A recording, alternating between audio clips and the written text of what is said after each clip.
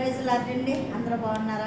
జ్ఞానవంతురాలు తన గృహాన్ని కట్టుకుంటుంది, మూఢురాలు తన గృహాన్ని తిరుగుకుంటుంది. జ్ఞానము గల స్త్రీ తన కుటుంబాన్ని కట్టుకొని తన ఇంట్లో దీపం మారిపోకుండా ప్రార్థన చేసే స్త్రీగా, అనేకుల కొరకు విజ్ఞాపన చేసే స్త్రీగా ఉంటుంది. కాబట్టి జ్ఞానవంతురాలు తన గృహాన్ని కట్టుకుంటుంది. అంతేకాదు, మరి జ్ఞానవంతురాలు తన ఇరుగు పొరుగు వారి గురించి ప్రార్థిస్తుంది, తన ఫ్రెండ్స్ గురించి ప్రార్థిస్తుంది.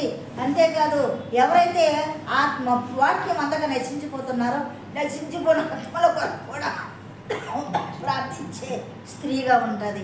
కాబట్టి జ్ఞానవంతురాలు తన గృహాన్ని కట్టుకుంటుంది. ఎలాంటి పరిస్థితుల్లో అయినా, తన భర్త సరిగ్గా లేకపోయినా, తన భర్త భక్తిపరుడు కాకపోయినా తన భర్త గురించి ప్రార్థన చేస్తుంది. మారు మనసు ఇవ్వమని దేవుని వేడుకుంటుంది. మరి యొక్క కొరింథీలో ఉంది కదా, అవిశ్వాసురాలైన భర్త ఉన్నప్పుడు విశ్వాసురాలైన భార్య ప్రార్థిస్తుంది. అదే రీతిగా అవిశ్వాసురాలైన భార్య ఉన్నప్పుడు విశ్వాసురాలైనటువంటి భర్త మరి భార్య కొరకు ప్రార్థిస్తాడు. కాబట్టి జ్ఞానవంతురాలు తన గృహాన్ని కట్టుకొని ఆ యొక్క గృహాన్ని అనేకులకు ఆశీర్వాదకరంగా ఉండుటకు ఏర్పాటు చేసుకుంటుంది. ఏది కూడా కొద్ది ఉండదు.